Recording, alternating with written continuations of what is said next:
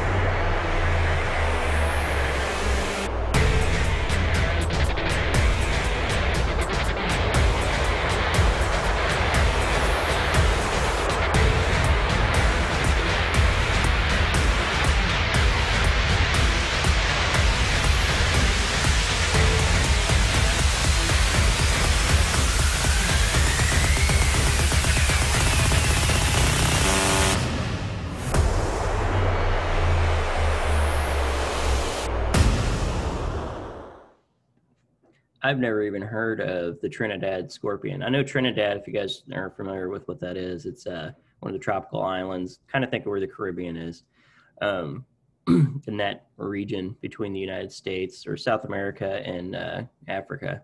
So I know they had spicy food down there.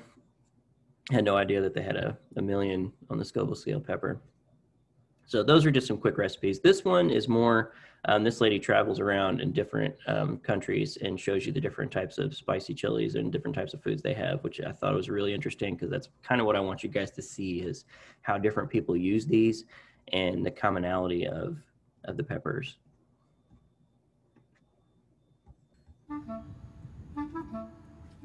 Spice makes food delicious, but it's how you use it. You can overspice something or you can underspice something. You got to know just the amount of right. My name is Brett Hebert. I live in Houston, Texas. Jambalaya is native to South Louisiana. It's something that was a true Cajun dish. When you have festivals, when you have family gatherings, when you have birthdays, even at funerals, food is a big thing. You gotta have that spice. Jambalaya is a dish that can feed many people. You can have a pot that'll feed 300 people, and it's still very easy to cook. True, authentic Cajun food, it's all about flavor. Spice enhances it, but it's not spice as the main ingredient.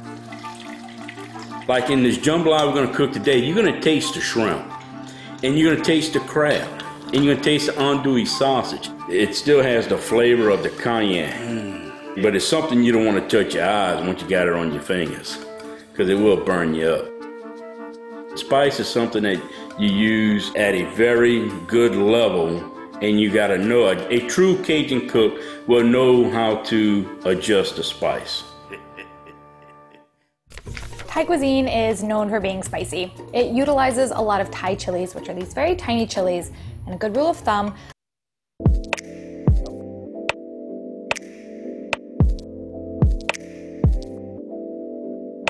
the smaller the chili, the spicier. So I have a coconut Thai curry, yum, and I'm gonna be trying peanut butter. Peanut butter is super high in fat, and fat is supposed to help break down the spice oils. You feel the spice in the in the back of your throat. Okay.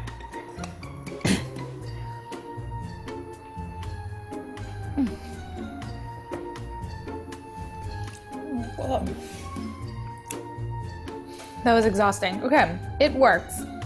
It's like a very all-encompassing flavor though, so I've now completely lost the flavor of the coconut curry. My mouth tastes like peanut butter, but it did a good job. It coated my entire throat and mouth, so I'm not tasting anything else anymore.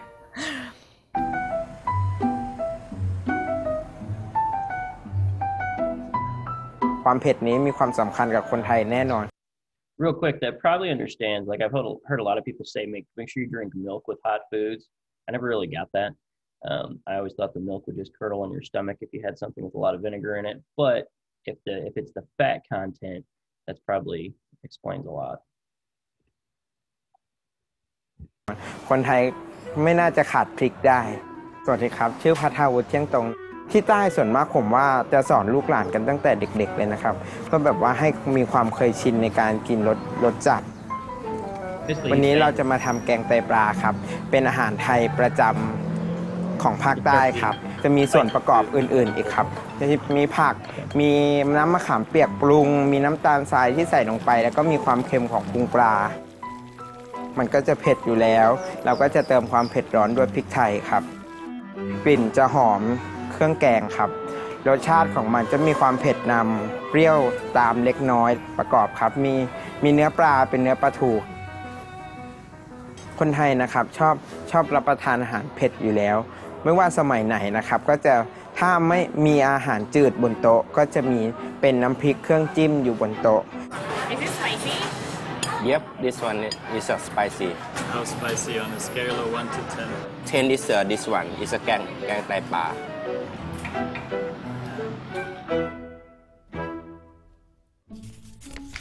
ส So Malaysian food uses a type of chili called a bird chili, which is around 13 times hotter than jalapeno. Very spicy. So I'm going to be testing out alcohol for this one. Alcohol is supposed to help, but My name is Aubrey. I live in Petaling Jaya, Malaysia. There is very spicy chili which is cultivated in Sarawak. These are super hot and spicy chili.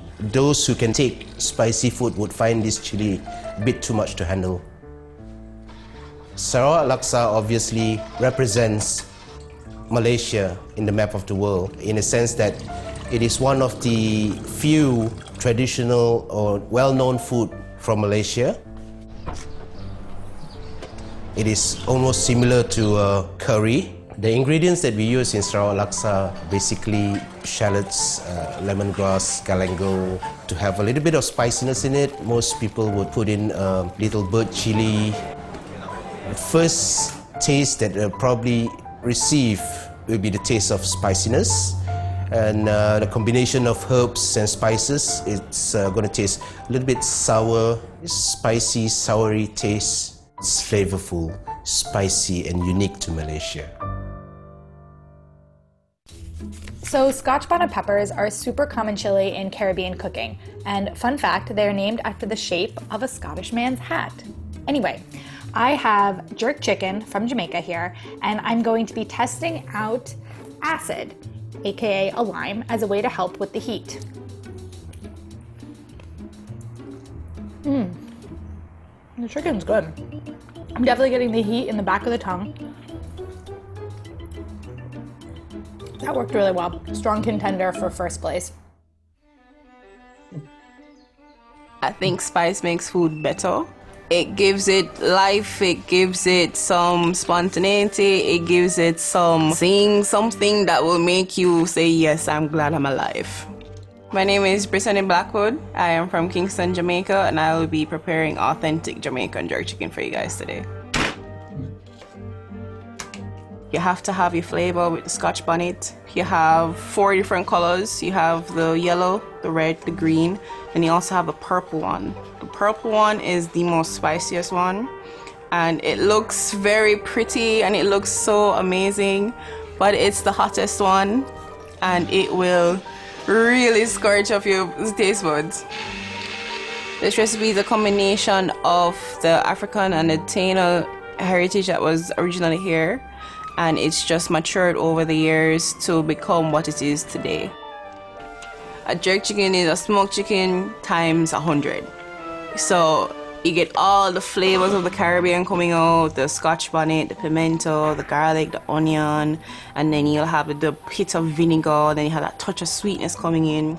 That's what jerk chicken tastes like. It doesn't give you that burning sensation, it's a gradual build-up. So when you're eating it, it's mild. It will give you not heat, but flavor. It's very robust. And then once you start to eat it and it gets to the middle of your tongue, and then you start to sweat. And once you start to sweat, you start to feel very heated. And you're just like, oh, okay, I've eaten a Scotch bonnet pepper. I'm a little nervous for the last dish. It was just called fish with chilies. It uses Scotch bonnet peppers. It's a West African dish. I'm gonna be testing it with honey, just like sugar, but a different consistency. It smells hot. I don't know why I'm nervous. This is fine. It's just heat. It's just heat. My mouth is really burning. Honestly, the flavors are so good.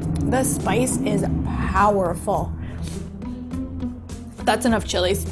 That's enough. That'll do.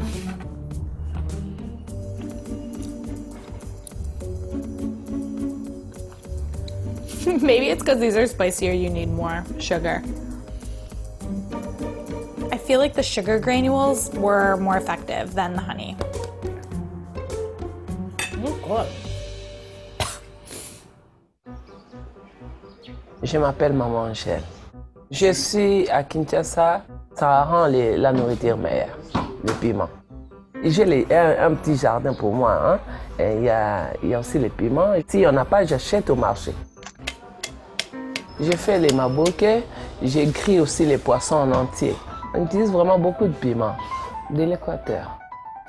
Je prends les poissons, je les coupe, je les lave, je fais le mélange avec un peu de tomates, des piments rouges ou verts, du sel, un peu de l'oseille, un peu d'oignon. Je mets dans les feuilles, je ferme les feuilles, je mets sur les barbecues. C'est tout. Les poissons sans piment, on ne peut pas bien manger ça. Quand on met beaucoup de piment, on mange ça à l'aise. Les Asiatiques utilisent beaucoup le piment que nous, les Africains, mais on utilise ça. Ça accompagne tout, presque tout. C'est bon. My takeaway from this project is that, first off, I have a new appreciation for spicy food. I've always liked it, but I don't know, I feel a little different. I think I appreciate it more. Spice is a flavor, for sure, and it's not something that should be conquered, it's something that should be appreciated. It makes your food taste better. It makes people happy. If it doesn't make you that happy, though, I can tell you this. The best one that was on there was lime. So, like, if you're served a lime with something that you're eating that's very hot, that helps wash it away, or like can neutralize it a little bit. And that works for hot sauce too. So if you like really hot, spicy sauces, and that's one thing Americans do a lot is they don't really know the flavors. They just put hot sauce on stuff, you know? So it's like traditionally more cultural places will add chilies and spice to the food. And that's its natural flavor where you don't have to add anything to it. Like a lot of countries you go and they're not going to have 25 bottles of hot sauce sitting on a table for you to add flavor to it. They incorporate that in all their food.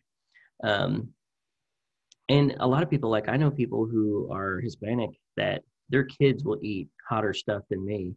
Like they're just, natural, that's what they grow up with. I have a lot of Filipino friends that do the same thing. Like there's just natural chili that they use in their food and they just, from a kid, they almost build up like a tolerance to it. But what it does, it has a natural, that's what I couldn't think of earlier. It's a natural anti-inflammatory. So it helps with, body inflammation, and inflammation is what causes pain for a lot of people. So anywho, I thought it was very interesting. I love hot food, but I thought this is probably one of the better videos that I saw that we could kind of incorporate the chilies in there. So, and we'll use them this year as well. So let's jump out of here. Okay, so that's our wrap up. There'll be a few questions about this. I hope you got something out of it. I thought it was a really cool video set. And I'll see you later.